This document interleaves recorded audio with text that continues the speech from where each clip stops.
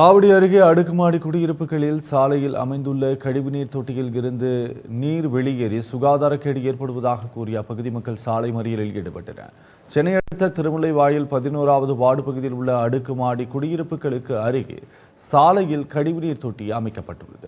அதிலிருந்து வெளியேறும் கழிவுநீர் சாலையில் தேங்குவதால் துர்நாற்றம் வீசுவதோடு நோய் தொற்று பரவும் அபாயமும் இருப்பதாக அப்பகுதி மக்கள் கூறுகின்றனர். ஆவடி நகராட்சியில் புகார் தெரிவித்தும் எந்தவித நடவடிக்கையும் எடுக்கப்படவில்லை என்றும் கூறுகின்றனர். ஆத்திரமடைந்த அப்பகுதி மக்கள் திடீரென்று சாலை மறியலிலும் இறங்கினர்.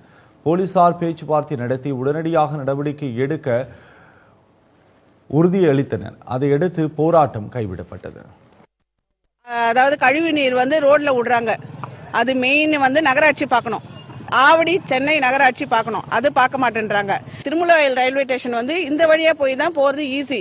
நைட்ல ஜனங்க பொம்பளைங்க இந்த வழி தான் எல்லாம் போறாங்க வராங்க, ஆபீஸ்க்கு எல்லாமே இது பண்றாங்க. அப்படி இருக்கும்போது இந்த ரோட்ல இந்த மாதிரி தண்ணி இருந்தா அப்புறம் எப்படி என்ன பண்ண முடியும்? டெங்கு காய்ச்சல் இருக்குதுன்ட்டு ஆவடி நகராட்சியில எல்லாம் பண்றாங்க செய்யறாங்க. ஆனா இந்த தெருவை யாருமே கவனிக்க மாட்டாங்க, செய்யவும் மாட்டேன்றாங்க.